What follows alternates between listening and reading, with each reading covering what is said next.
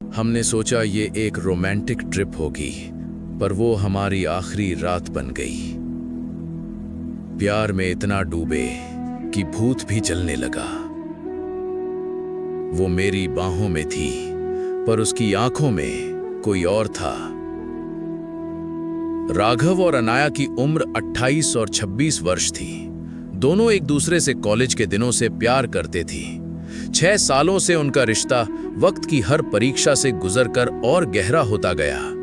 दोनों का सपना था कि वे कभी किसी शांत और दूरस्थ जगह पर जाकर कुछ दिन अकेले बिताएं, बस एक दूसरे के साथ। और यही सपना उन्हें उस पुरानी हवेली तक ले आया, राजस्थान की एक वीरान घाटी के बीचों बीच स्थित शिवनी हवेली। ये हवेली एक जमाने में रियासतों की शान हुआ करती थी, पर अब खंडहर सी दिखती थी। गांव वालों का कहना था कि वहां आत्माएं भटकती हैं और सूर्यास्त के बाद वहां कोई नहीं जाता। लेकिन राघव और अनाया को इन बातों में विश्वास नहीं था। उनके लिए ये एक रोमांटिक एडवेंचर था। हवेली के भीतर कदम रखते ही एक ठंडी हवा का झोंका उनके बदन को छू गया। छत पर जाले, दीवारों पर फटी हुई पेंटिंग्स और पुराने फर्नीचर की धूल भरी खामोशी, सब कुछ किसी रहस्य की तरह चुप था। ये जगह कुछ अजीब सी है, अनाया ने राघव का हाथ पकड़ते हुए कहा। डर नहीं लगना चाहिए मेरी शेरनी को, राघव ने मुस्कुराते हुए उसे अपने सीने से लगा लिया। वे दोनों अपने कमरे में चले गए, जहां एक पुराना पलंग, मिट्टी की खुशबू और खुले झरोखे से आती चांदनी उनके इंतजार में थी। रात होते होते हवेली की दीवारें भी उनके प्यार की गर्मी को महसूस करने लगीं। राघव ने अनाया के बालों में उंगलियां फेराईं और उसके माथे पर एक नर्म चुंबन रखा। तू बस मुझे देखती रहे, डर अपने आप भाग जाएगा, उसने कहा। उस रात दीवारों के उस पार कोई और भी जाग रहा था, एक परछाई जो उनकी नजदीकियों को घूर रही थी।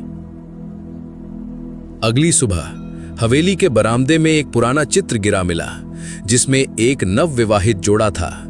लेकिन उस चित्र में लड़की की आंखें काली और सूनी थीं और उसके चेहरे पर एक खौफनाक मुस्कान। ये चित्र यहां कैसे आया? अनाया ने घबराकर पूछा। शायद हवेली के पुराने मालिकों की होगी, राघव ने समझाने की कोशिश की, लेकिन उसके मन में भी अब सवाल उठने लगे थे। रात को जब वे सो रहे थे, तभी कमरे की लाइट झपकने लगी। खिड़की अपने आप बंद हो गई और एक धीमी सी सिसकी सुनाई दी। अनाया ने डरते हुए राघव को कसकर पकड़ लिया। उसकी आंखों में आंसू थे। यह जगह ठीक नहीं है राघव, मुझे डर लग रहा है, उसने कांपते स्वर में कहा। राघव ने उसे अपने सीने में छिपा लिया, उसके बालों को चूमा और बोला, मैं हूं ना, जब तक मेरी सांसें हैं तुझे कोई भी छू नहीं सकता। अगली रात राघव को सपने में वही चित्र वाली औरत दिखाई दी। उसकी लाल साड़ी में लिपटी काया, काले बाल जो जमीन तक पहुंचते थे और आंखों से बहता काला लहू। जब वो जागा, अनाया उसके पास नहीं थी। अनाया, वो चिल्लाया और हवेली में भागा। आखिर वो उसे एक पुराने तहखाने में ढूंढ पाया। अनाया एक कोने में बैठी कांप रही थी। उसके चेहरे पर एक अजीब चमक थी, जैसे किसी और की आत्मा उसमें समा गई हो। तू मुझे छोड़कर क्यों आया राघव? अनाया ने कहा, लेकिन आवाज उसकी नहीं थी। राघव ने उसके गालों को थाम लिया और उसकी आंखों में गहराई से देखा। तू चाहे जो भी हो, पर मैं अपनी अनाया को खोने नहीं दूंगा, उसने कहा और उसे बाहों में भर लिया।